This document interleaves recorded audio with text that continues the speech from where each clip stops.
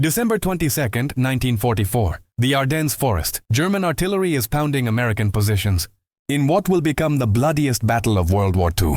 In a snow-covered command post, while shells shake the frozen ground, and men huddle in whatever shelter they can find, a four-star general stands before a small mirror with a straight razor in his hand. The blade catches the dim light as he methodically drags it across his lathered face. No safety razor, no electric shaver, just cold steel, steady hands, and an iron will that refused to bend even when the Third Reich threw everything it had at him. This wasn't showmanship. This wasn't some eccentric quirk of a complicated man. George S. Patton's morning ritual with that straight razor was the physical embodiment of a philosophy that would help turn the tide of the Battle of the Bulge and save thousands of American lives. And it all started 40 years earlier, when a young cavalry officer made a decision that would define the rest of his life. To understand why a four-star general insisted on using a straight razor, when safer, faster options existed, you need to understand three things about George S. Patton. First, he believed that discipline started with the smallest actions. The way you tied your boots, the shine on your brass, the sharpness of your salute. These weren't just regulations to Patton, they were the building blocks of victory. Second, Patton came from old California aristocracy. Born in 1885 to extreme wealth, he grew up in an era when gentlemen used straight razors. Because that's what gentlemen did. It was ritual, tradition, and identity all rolled into one daily act. Third, and this is the one most people miss, Patton genuinely believed he'd lived past lives as a warrior. He thought he'd fought with Alexander the Great, served in Napoleon's army, and died at Gettysburg during the Civil War. In his mind, using a straight razor connected him to all those warriors who had shaved with steel before marching into battle. But here's what made Patton different from every other officer who romanticized the past. He didn't just collect antique razors or talk about tradition. He lived it every single morning, for 40 years.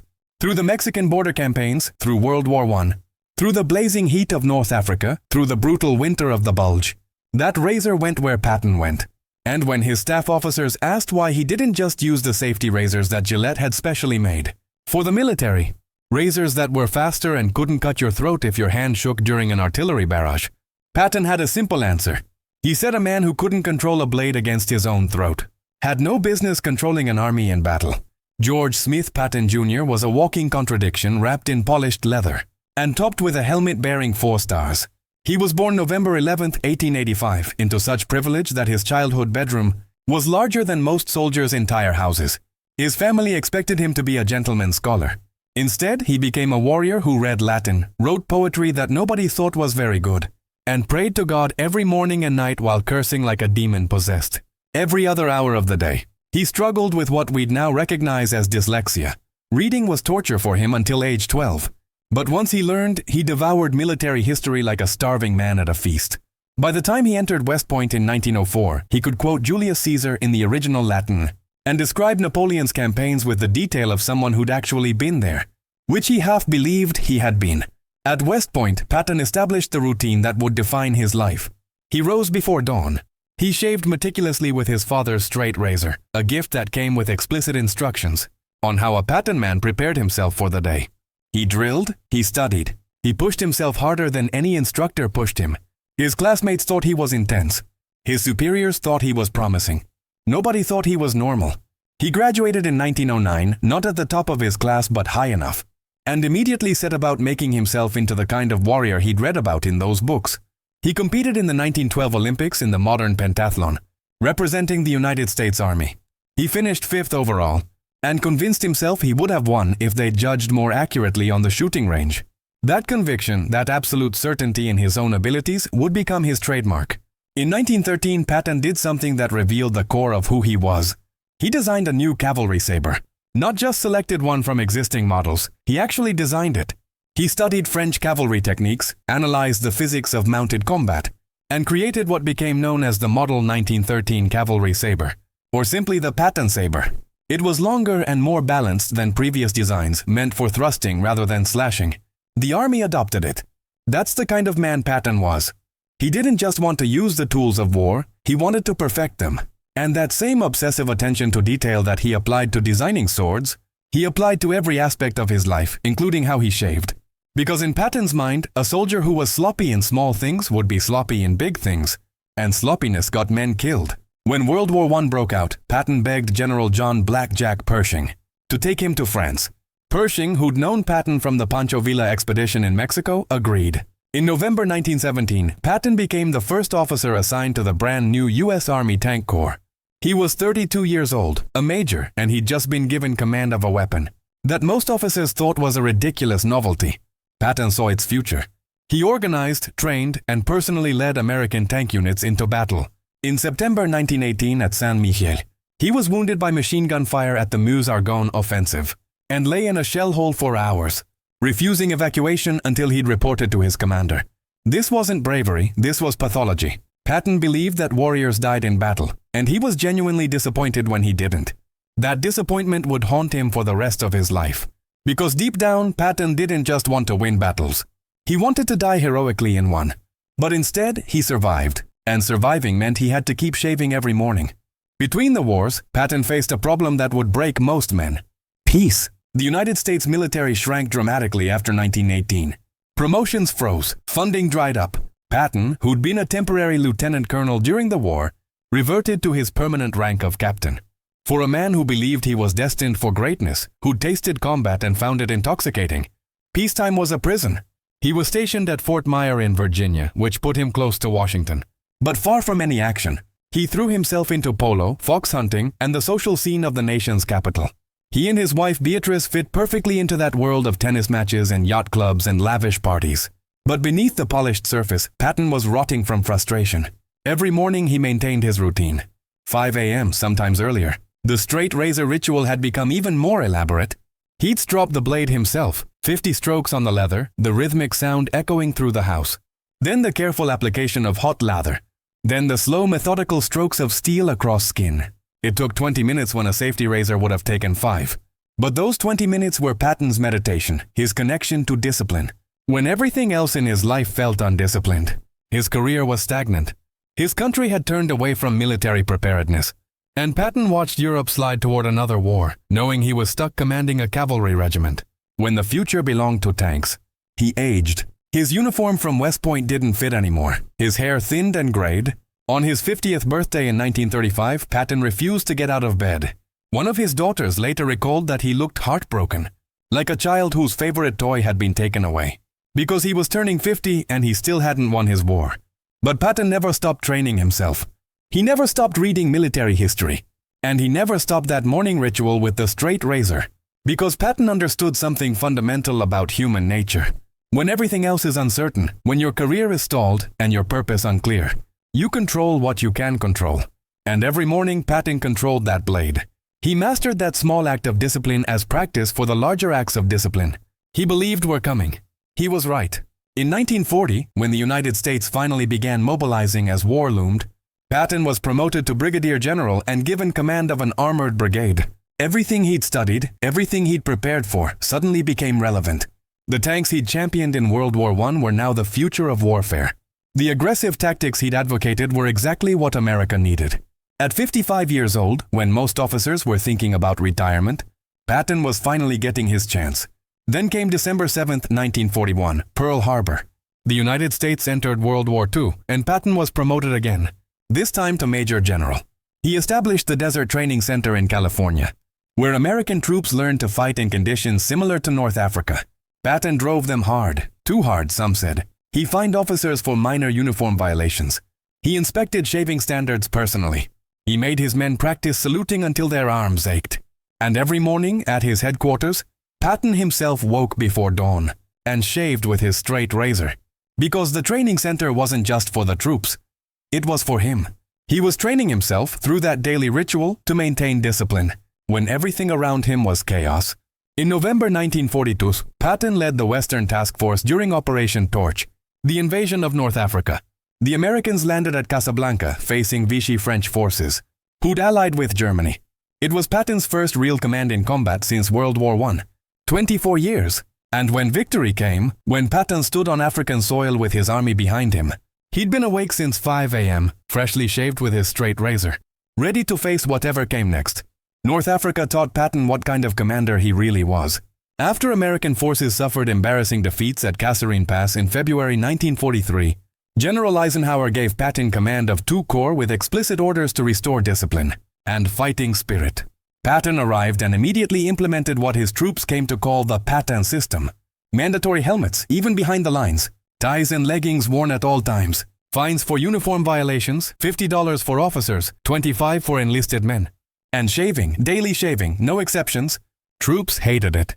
They were fighting in the desert, water was scarce, and this spit and polish general was demanding they look like they were on parade. But Patton didn't care if they hated him.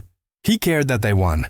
And within weeks, 2 Corps transformed from a demoralized, defeated unit into an aggressive, confident force that drove the Germans back.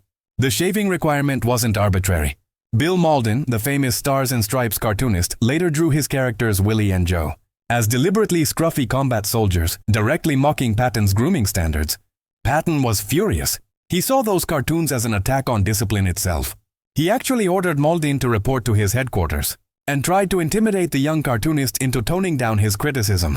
Mauldin refused. Eisenhower, who understood that soldiers needed an outlet for frustration, backed Mauldin and ordered Patton to stand down. But Patton's anger revealed the depth of his conviction. In Patton's philosophy, a soldier who looked like a soldier thought like a soldier and fought like a soldier. Appearance and reality were inseparable. And every morning, Patton demonstrated that philosophy himself, standing before a mirror with a straight razor, taking the time to do things right even when easy alternatives existed. In July 1943, Patton commanded 7th Army during the invasion of Sicily. He raced Montgomery's British forces to Messina, determined to prove that American troops could outfight anyone.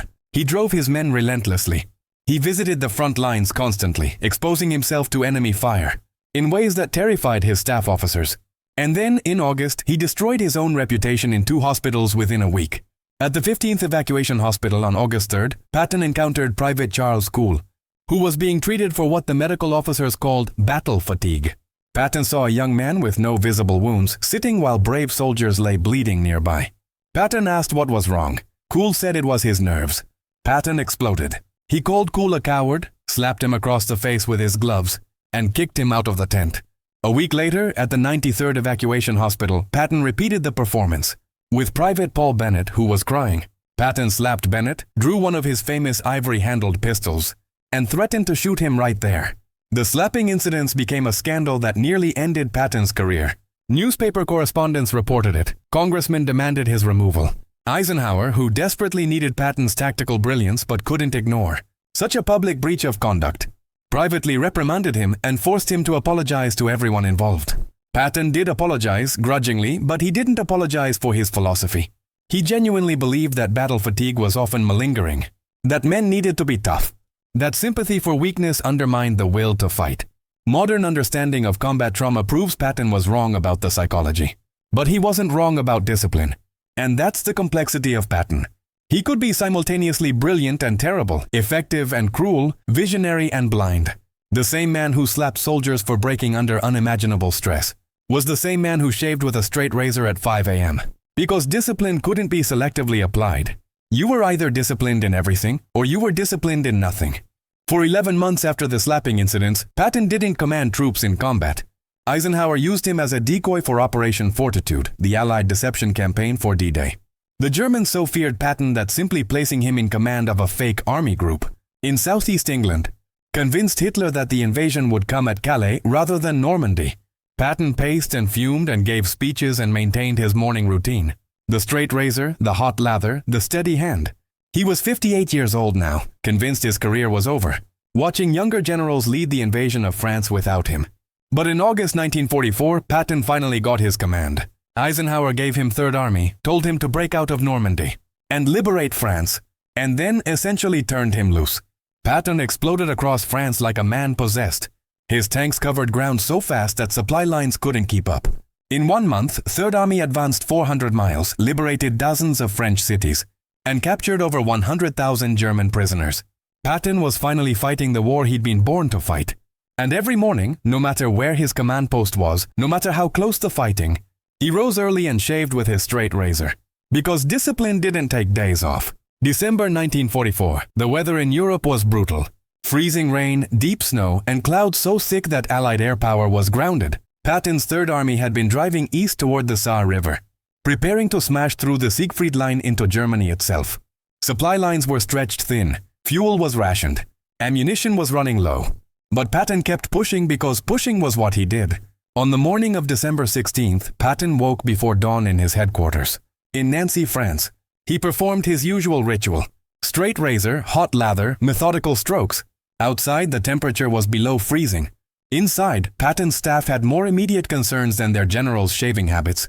Word was coming in of a massive German counteroffensive in the Ardennes forest, 80 miles north of their position. The Germans had achieved complete surprise, hitting a weak point in American lines. With 29 divisions totaling 250,000 men, they were driving west toward Antwerp, trying to split the Allied armies and turn the tide of the war. 3 days later, on December 19th, Eisenhower called an emergency meeting in Verdun. Patton attended, and before he left his command post that morning, he did something that demonstrated the depth of his preparation. He shaved as always, but he'd also already ordered his staff to prepare 3 separate contingency plans for disengaging from their current positions and attacking north toward the Bulge. Patton didn't know exactly what Eisenhower would ask, but he knew it would involve turning his entire army 90 degrees and driving into the German flank. At the Verdun meeting, when Eisenhower asked how soon Patton could attack, Patton said 3 divisions could move within 48 hours. The other generals in the room thought he was crazy or lying or both. You couldn't take tens of thousands of men, turn them from facing east to facing north, move them over icy roads in a blizzard, and launch a coordinated attack in 2 days. It was logistically impossible. Patton looked Eisenhower in the eye and said, "As soon as you're through with me, I can attack the day after tomorrow morning." He wasn't bluffing. Patton left the meeting, returned to his headquarters, and activated his pre-planned orders. By midnight, 133,000 men and 133 of 178 vehicles were on the move. They drove through snowstorms with minimal headlights to avoid German air attack. They crossed ice-covered roads that killed speed and destroyed equipment. They advanced over 100 miles in freezing temperatures, reorganized into attack formations, and on December 22nd, exactly when Patton promised, they struck the German southern flank with 3 full divisions: the 4th Armored Division, the 26th Infantry Division, and the 80th Infantry Division. Hit the Germans along a 20-mile front in the middle of a snowstorm. It was one of the most extraordinary military maneuvers of the entire war. Later, when military historians analyzed what Patton accomplished, they marveled at the planning, the coordination, the sheer audacity of it. But Patton saw it differently. To him, this was just discipline on a larger scale. The same discipline that let you shave with a straight razor during an artillery barrage was the discipline that let you turn an entire army in winter and attack within 48 hours. The weather on December 22nd was what Patton had asked God for. A few days earlier, he'd commissioned 3rd Army's chaplain Colonel James O'Neill to write a prayer for good weather. O'Neill composed it, and Patton had 250,000 copies printed and distributed to every man in 3rd Army. The prayer asked God to restrain the rains and grant fair weather for battle. On December 22nd, the skies cleared. Whether you believe in divine intervention or simple meteorology, the timing was remarkable. American planes filled the air, supporting Patton's attack with bombs and strafing runs. The Germans, who'd counted on bad weather to ground Allied aircraft, suddenly faced the full might of American air power. And on the ground, Patton's tanks and infantry fought through some of the most brutal combat of the war. Towns like Bastogne became synonymous with American courage under impossible conditions. Bastogne was the key. The 101st Airborne Division and elements of other units had been surrounded there since December 20th, holding a critical road junction that the Germans desperately needed. They were outnumbered, outgunned, running low on ammunition and medical supplies. On December 22nd, the German commander sent a surrender demand. Brigadier General Anthony McAuliffe, commanding the defenders, sent back a one-word reply that became legendary: "Nuts." When Patton heard about it, he laughed and said that any man eloquent enough to answer the Germans with "nuts" was worth saving.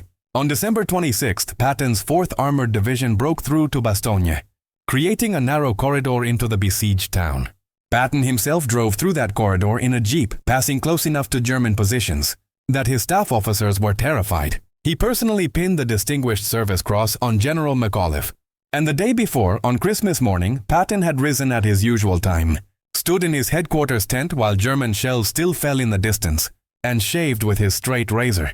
Because Christmas or not, artillery or not, Patton was going to maintain his standards. The fighting around Bastogne continued through January 1945.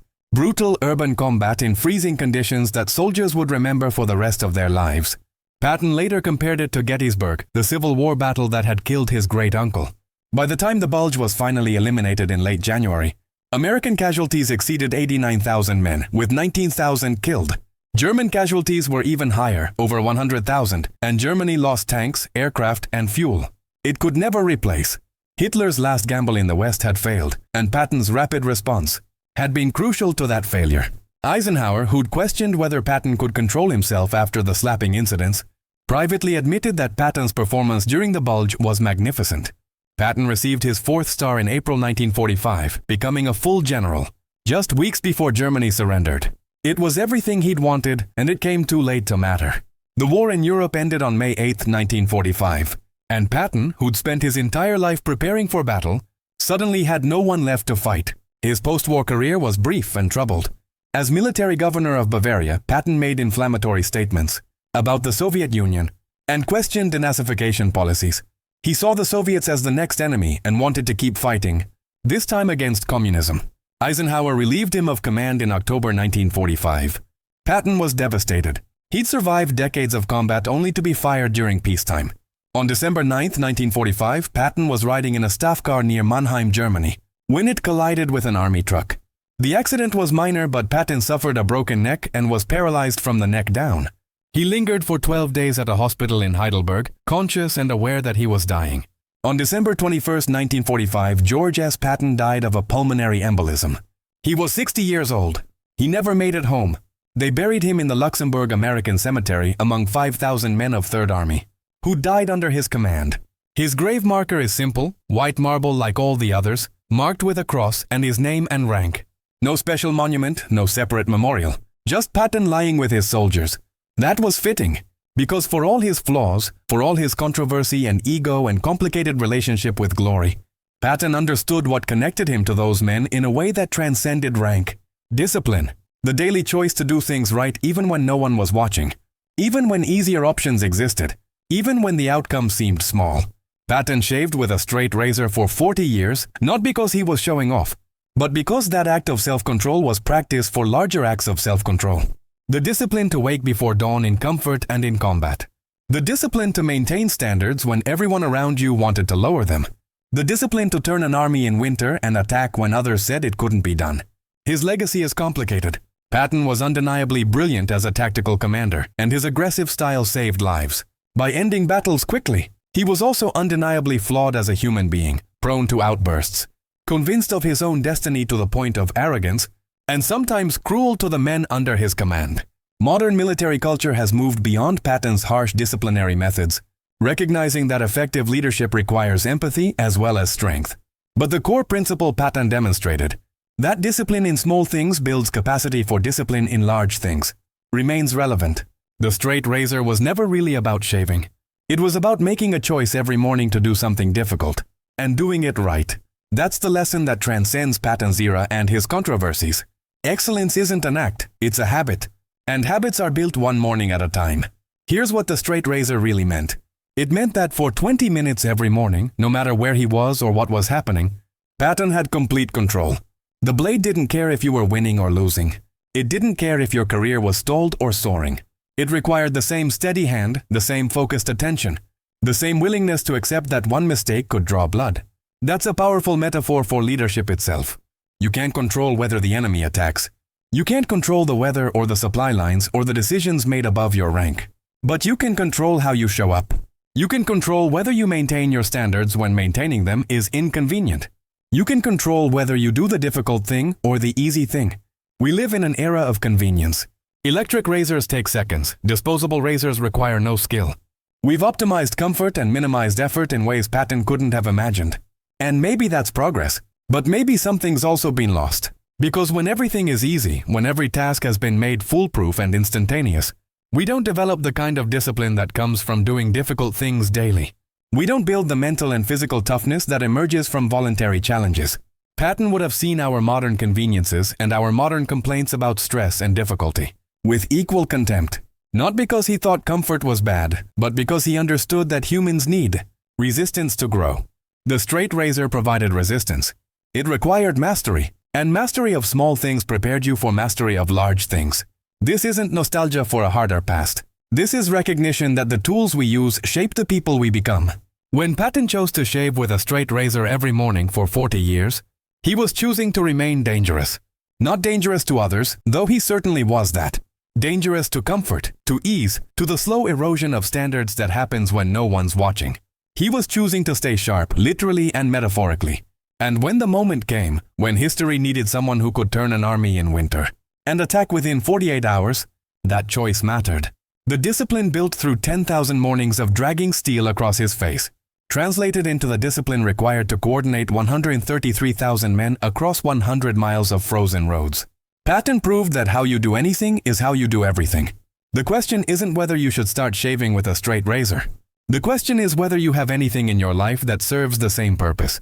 Any small, difficult, daily act that you do precisely because it's difficult. Any ritual that requires your full attention and punishes complacency. That's what Patton understood. The war wasn't won on December 22, 1944. It was won in all the mornings before that, when Patton chose difficulty over ease. If you found this exploration of Patton's character and leadership philosophy valuable, you'll want to check out our video on how Eisenhower managed impossible personalities, like Patton, Montgomery, and de Gaulle, to keep the Allied coalition together. It's a masterclass in leadership at the highest level. Don't forget to subscribe and hit the bell icon so you never miss our deep dives into military history. We bring you the stories behind the strategies, the human moments behind the headlines, and the lessons that remain relevant decades after the battles ended. Thanks for watching, and remember, excellence is a habit, not an accident.